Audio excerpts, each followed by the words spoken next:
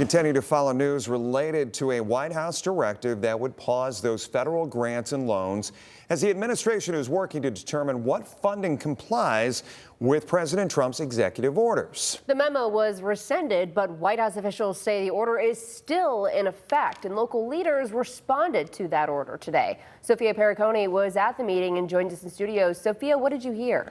Kaylee, Jeff, local elected officials and leaders of area nonprofits joined Congresswoman Marcy Kaptur today to say this directive could impact everything from construction projects to community work. We're also hearing from local Republicans who say they support the administration's move.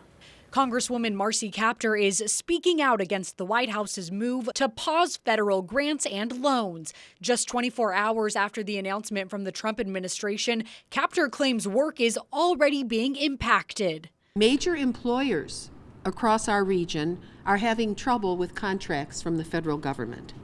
They have concerns about making payroll. On Wednesday, she was joined by elected officials at the local level and nonprofit leaders to share what they say a future without federal funding could look like. Kaptur said downtown construction projects could be paused. And as our signature community effort to restore the other side of the waterfront is getting derailed as $25 million for the Riverwalk in front of Promenade Park gets sidelined.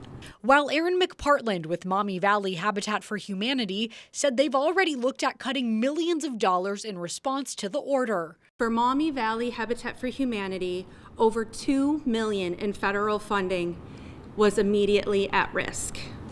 And this grows to over $4 million in funding by the end of the year. We reached out to local Republican leaders about the White House's recent move. In part, Representative Josh Williams said, quote, "I support the idea of pausing that funding while we reevaluate the solvency of the federal government and their ability to continue to fund programs at their current rate. I don't anticipate that this is going to cause any interference with our state budget. We're going to continue going down the path of providing good fiscal conservatism here in the state of Ohio, and we will readjust moving forward if there are any complications," end quote. We also asked Kaptur if this puts pressure on the city of Toledo to bring in different streams of tax revenue to make up for lost grant money. And our community is stretched.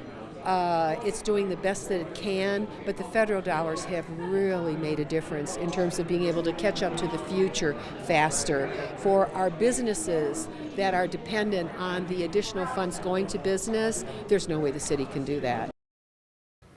Other concerns that were also brought up include reimbursement grants, where organizations pay for projects up front and receive reimbursements from the federal government. Some leaders we heard from today said the status of those are unknown.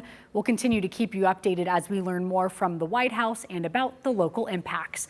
Live in studio, Sophia Pericone, WTOL 11.